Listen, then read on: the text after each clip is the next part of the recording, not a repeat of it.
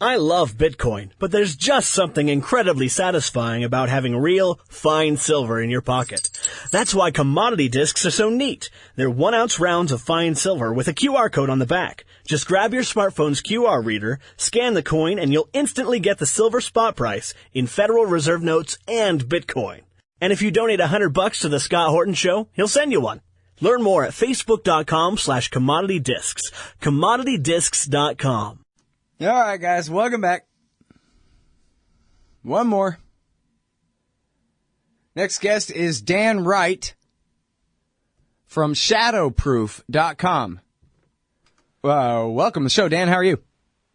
Good. Thanks for having me on. Very happy to have you here. Great piece. Very interesting, scandalous stuff, if you ask me. Congress quietly kills ban on funding neo-Nazis in Ukraine. Well, neo-Nazis in Ukraine? Congressional ban on funding neo-Nazis in Ukraine? The killing of a ban on funding neo-Nazis in Ukraine? Whatever do you mean, Dan? I don't know if people know this, but a good deal of the forces in Ukraine that the U.S. is backing, or at least tangentially backing in some cases, consider themselves to be part of a long tradition of, I guess, white supremacy. And actually, it's not even neo-Nazis. In some cases, they trace it actually to the Nazis. And some of these, they call themselves battalions, have been incorporated into the defense forces that are being trained and equipped by the U.S. military as part of NATO. One of those battalions is named the Azov Battalion, and it's led by a guy, Beletsky, who is openly a white supremacist. He's led rallies or gangs really to beat up black immigrants in Kiev. So not surprisingly, when this information came to light that these were being trained by U.S. forces, Congressman Conyers and Congressman Yoho attached a amendment to the House Defense Appropriations Bill. Through voice vote, it passed, saying we don't want to arm these people. They actually left a warning saying this would be just like the Mujahideen in Afghanistan, according to Conyers, because once the battle's over, they're not going to leave the battlefield. They're going to keep their weapons. So it passed, and apparently somewhere along the line, the Pentagon lobbied successfully to have it removed, and they used a very weird argument, or I think a dishonest argument, that it was redundant because there's already a provision not to equip neo-Nazis, white supremacists. But, of course, if that provision had been in effect, they couldn't have been trained in the first place. So they successfully got it out of the bill, so the U.S. can at least legally continue to supply and train the Azov Battalion, which is an openly neo-Nazi group that the only reason it was caught was because the Associated Press, among others, saw that their uniform actually has the Wolf's Angel on it, which traces back to its alignment with the SS. So that's kind of a weird story. Yeah. Well, and of course, it was the Nazis of the right sector and the Svoboda Party, formerly the Social Nationalists, who overthrew the Poroshenko government in January of 2014 in the first place. Right. And so this is, I guess, the Azov Battalion are just, one of the many Nazi groups at play over there. But then, it's funny the way, I guess, was it just oversight or they just deliberately averted their eyes when they let the military get away with this argument that the Leahy law already was good enough to prevent this when, some of these congressmen must know that, as you say here, the Leahy law doesn't go into effect unless the State Department, who's behind this whole thing in this case, correct, certify that these guys are committing war crimes, which, of course, they have not certified. Right. They have not certified in their case. They have, in other cases, there's been really strong accusations with some of the other battalions. There's a battalion called the IDAR Battalion, AIDAR, that has been, Human Rights Watch has said straight up, these people are committing war crimes in East Ukraine. So I imagine they would never, the State Department wouldn't try there. So, but yeah, the State Department refuses to do it already. And so the funding and arming will continue to go on. If they were going to do it, they would have already done it. I think the members of Congress are basically, they don't really want the issue anyway, but I don't think they want to be seen as, quote-unquote, weak on Russia. So I guess they look the other way And it was apparently, according to reports, the Pentagon that were the people behind the scenes lobbying to kill the Conyers Yoho Amendment.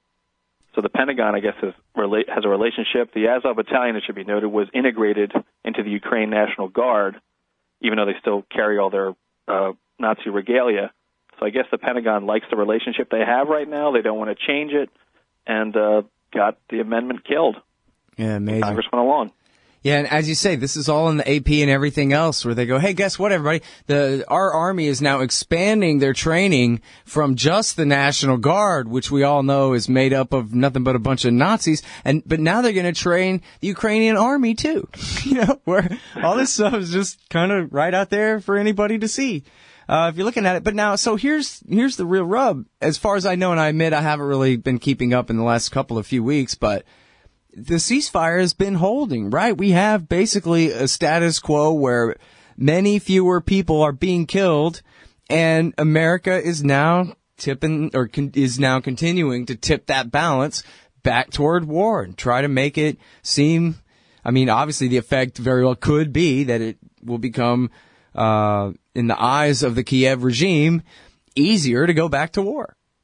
Right. I mean, from the beginning, the U.S. position, at least, from Victoria Nuland and other people, Ambassador P.F. and all the rest of them, is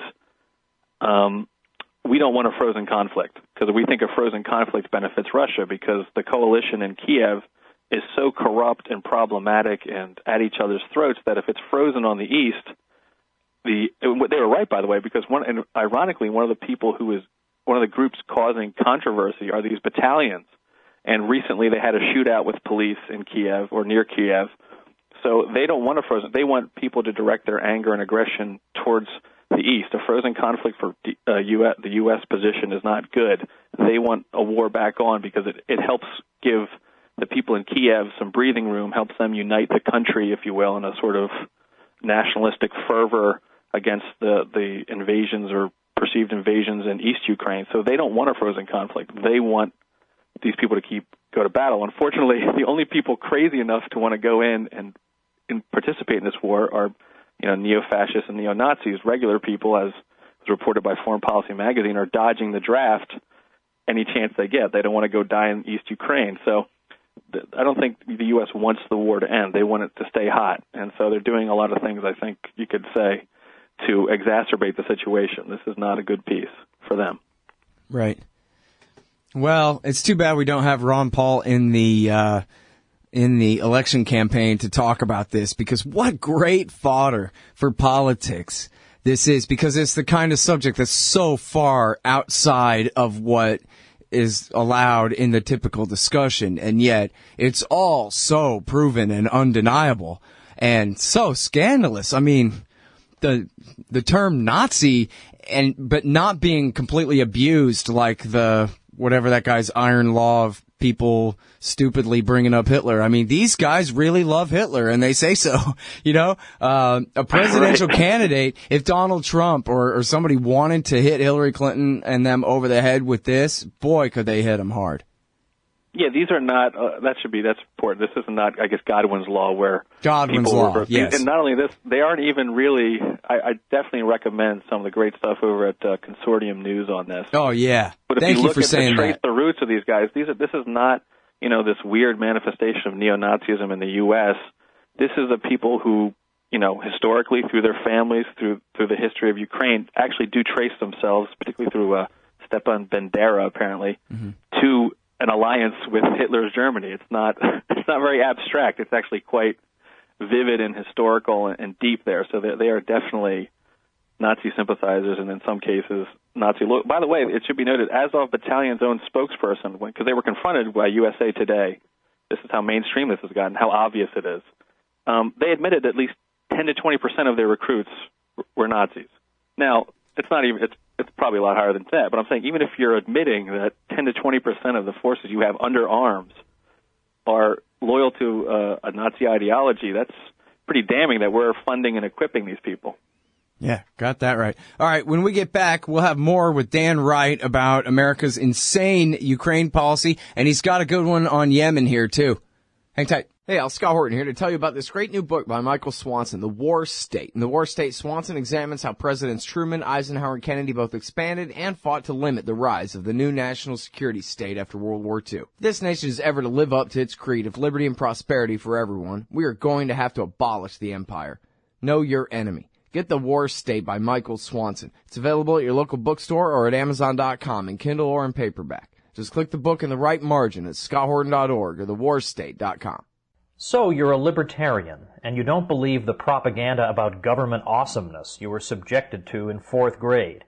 You want real history and economics. Well, learn in your car from professors you can trust with Tom Woods' Liberty Classroom. And if you join through the Liberty Classroom link at scotthorton.org, we'll make a donation to support The Scott Horton Show. Liberty Classroom, the history and economics they didn't teach you. Okay, guys, welcome back. I just saw it out of the corner of my eye during the break, Hillary Clinton on Wolf Blitzer, and at the bottom it says, Hillary, I haven't been briefed on Libya. No, I don't know what you're talking about, Wolf. So that'll be a fun archive for us to go look up after the show. Right now, though, I'm still talking with Dan Wright from shadowproof.com, and we're talking about, the Nazis, Barack Obama's policy of backing the Nazis in Ukraine, and their coup really beginning with their protest movement in November 2013 and on, picking up from Bush's old Orange Revolution program, basically, and how they've got us into this mess, backing the very radical right-wing Wright sector, Svoboda, and the Azov battalion. And so I guess I really don't know what else to ask you other than if you wanted to comment on... I see you linked to this too. Here's something let me say about this article. It's full of great links to great sources for all his assertions. I think you'll appreciate that. Congress quietly kills ban on funding neo-Nazis in Ukraine. And he said at the end here, there could be another coup. And I'm not sure if I see your link here. I assume it's to Andre Perubi, the right sector member of parliament, who has said before, hey, I overthrew the last government. I can overthrow you, and you guys better look out for me. Is that right? He's definitely a factor. I think there is a genuine threat. And by the way, the establishment took a lot of weird lines on Ukraine initially. And they initially sort of pushed back against criticism. This is all Russian propaganda. Anybody who disagrees with the official line here. And then what you started to see in these last, I think, few months is it break. So you saw, Mersheimer. You saw some of the other foreign policy people saying, hey, this is we are forcing a confrontation here we probably don't want. Obviously, Professor Steve Cohen over at The Nation has talked a lot about this and faced a lot of blowback for saying these things. And now, recently, there's been a kind of even greater conversion, if you will, or I would say realization. And there people are starting to wonder that, wait a minute, what happens if these right-wing militias that are basically been off the leash for the last year or so to go fight the quote-unquote Russians in East Ukraine turn their ire on the government in Kiev, which is hanging by a thread and is already facing all sorts of divisions. And that reality is coming closer and closer it's becoming more and more likely to happen as there's shootouts with police from, some of these right-wing militias. There's open declarations like that we can just overthrow this government. We overthrew the last one, and, people tried to play this down, but the far-right militias were integral into the Maidan protest. They played a lead role. They were the people crazy enough, bloodthirsty enough, however you want to think about it, to go toe-to-toe with the police. They raided an arms depot. They were having shootouts with police. This is a group of people who, in fact, are actually angered by not winning in the East. They don't want a frozen conflict either, and they're turning their guns, in some cases, literally on Kiev for what they see as a failure to uphold the Ukraine nation. So I would be very worried if I was Poroshenko or Yatsenyuk or any of these jokers in Kiev right now, thinking, what happens? Are these guys ever going to lay down their arms? And now that they're getting even better training by the U.S., I think it's kind of a powder keg, and a lot more people now are thinking, including I saw an editorial in the Washington Post of all places saying, we got to do something about these the neo-Nazis, the neo-fascists, the far-right militias, before they overthrow this government too, in which case, who knows what happens next. Wow, that ran in the Washington Post, huh? Well, it was an op-ed. It wasn't Fred Hyatt of the editorial. Yeah, it wasn't him, for sure. But he allowed it to run, I guess, though. That's something, huh? Something slipped through, yeah. Well, now, I mean, the thing is that they could get us into a war with Russia. I think the Russians have shown that it was all a bunch of propaganda, that they were determined to, absorb, or whatever you want to call it, invade and occupy and reuptake the Donbass region. They obviously have helped the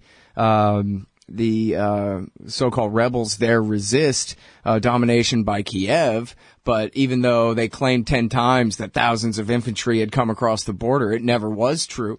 But it seems like it sure could be. And if you go by the apparent, best I can tell, level of groupthink in Washington, D.C., which doesn't seem as heated, but it seems as solid a consensus as any time during the McCarthy era, I guess, about Russia right now.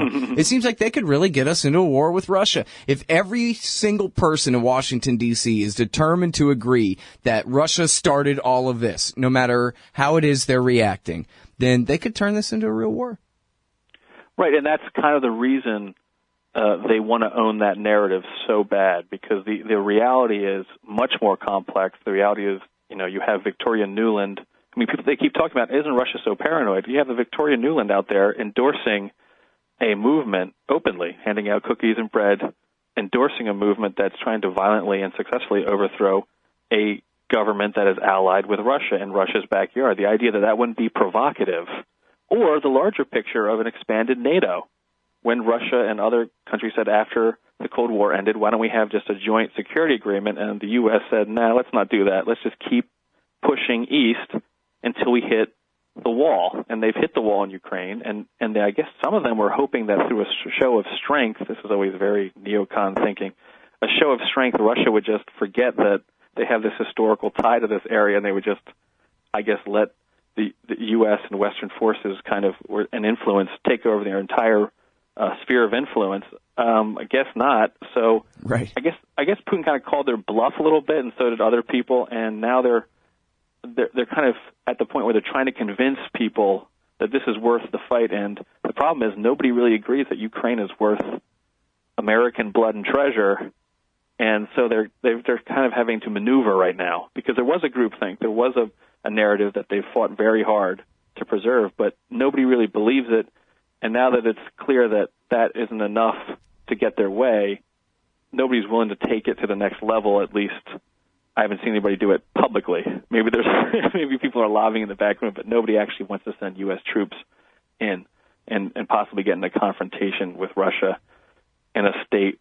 Right, I mean, in a state or a position that Russia is clearly willing to defend or even support. So I think it's a total mess. Nobody wanted to get into this, and the more we examine how we got into this, the more it's clear that some of these people are way off the reservation. I think Victoria Nuland is unbelievably irresponsible and getting us involved in an internal dispute in Ukraine.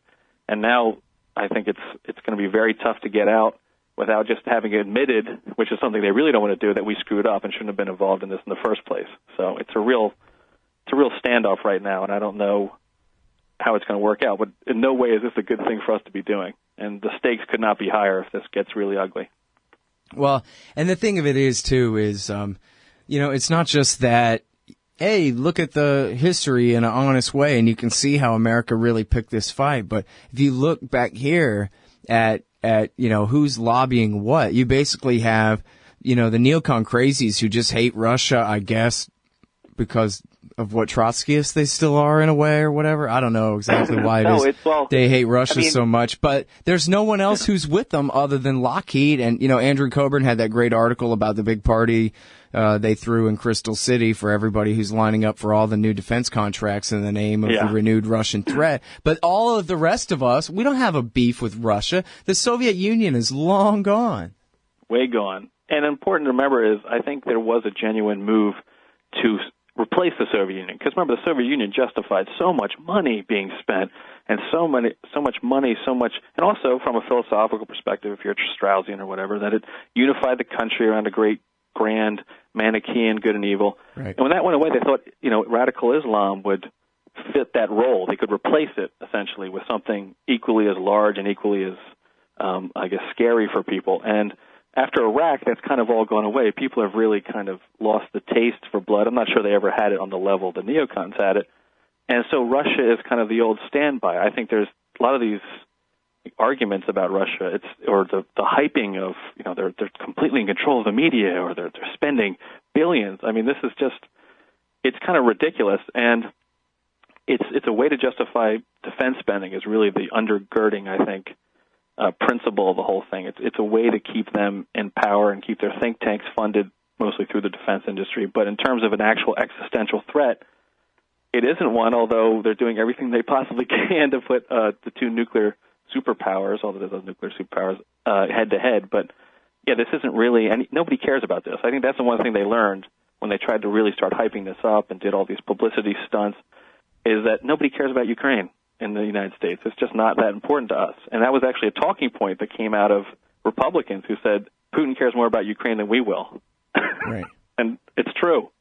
Right. Nobody cares here. And that kind of means, on one hand, they can get away with anything, or maybe when push comes to shove, we really won't support what they want to do there. But it could break either way, I think, Yeah, I would say so, too. I mean, I think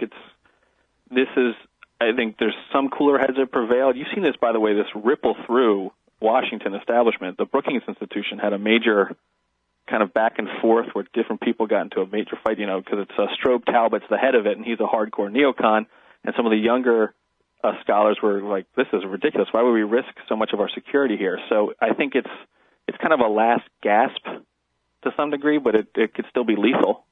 You're right.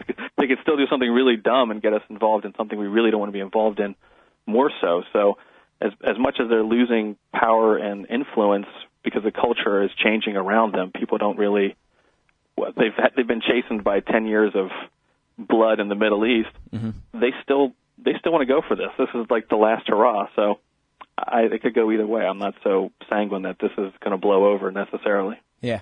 Well, and you and I are in a bad position from, don't name it after me, but it's another version of Godwin's Law where we sound like alarmist kooks to raise the very real possibility of an exchange of hydrogen bombs. That if the U.S. and Russia get into it, this is not playing around once you start fusing hydrogen isotopes together and this and that. And yet, that kind of thing just doesn't seem to happen very often. It didn't happen in the Cold War, so it almost seems silly to bring up. But then why do they still have so many thousands of them?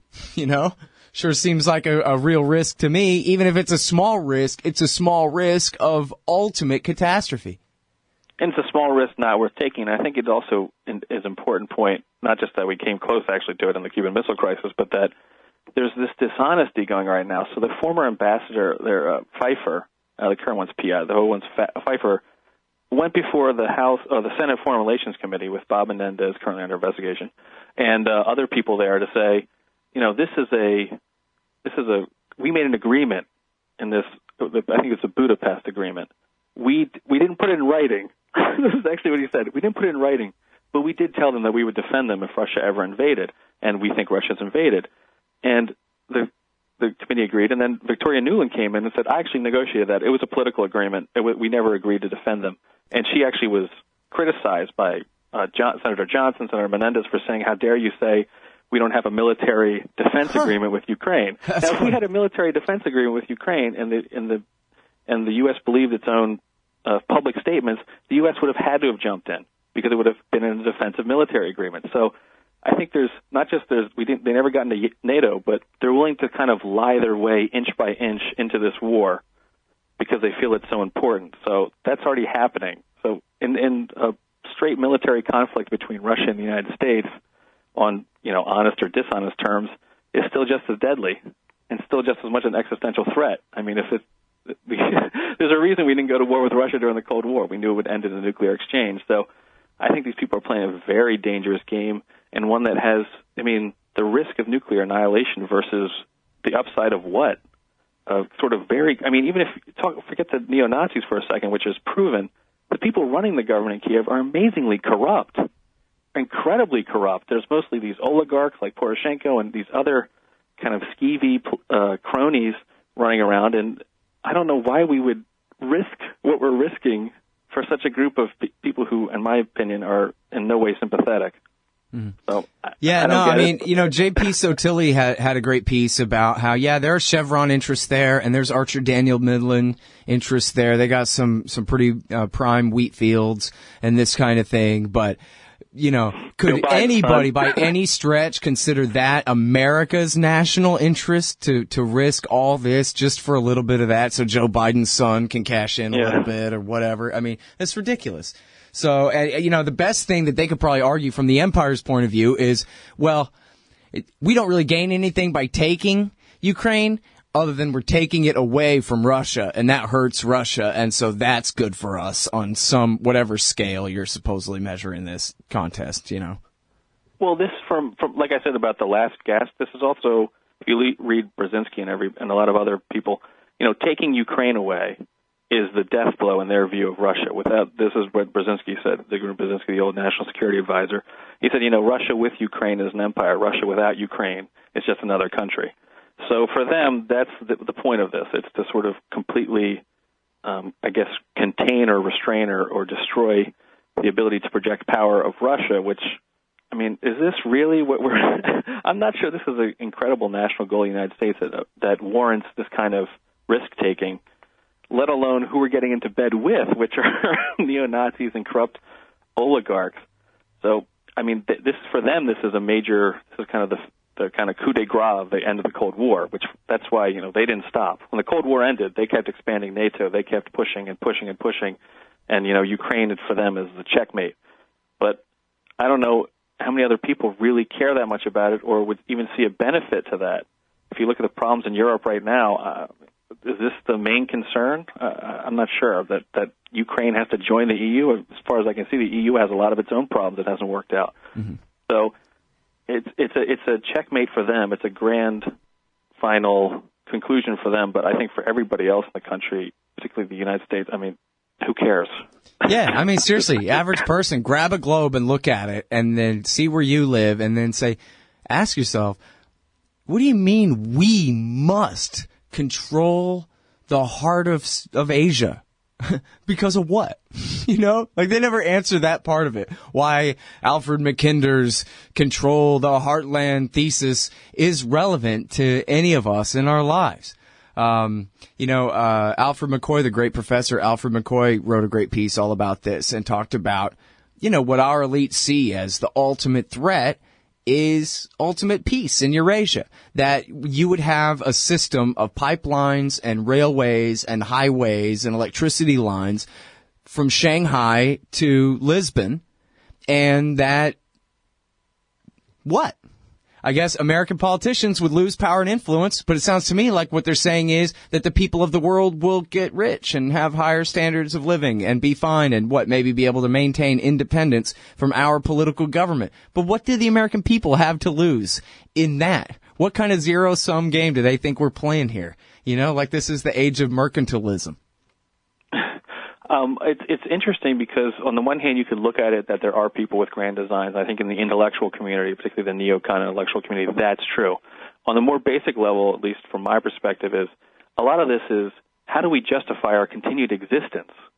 And for NATO, this is a key moment because a lot of people, including what's interesting is the realist class of establishment intellectuals, people from Harvard, people in the Brookings Institution saying, why is NATO even still around? Why do we have this entity? And this is how NATO fights for its budget. And why do we have all this defense spending for an enemy that is, if they're terrorists in the Middle East, doesn't have major military assets? Well, now we have Russia. Russia justifies that. So I think there's a game being played to justify the status quo or justify the establishment.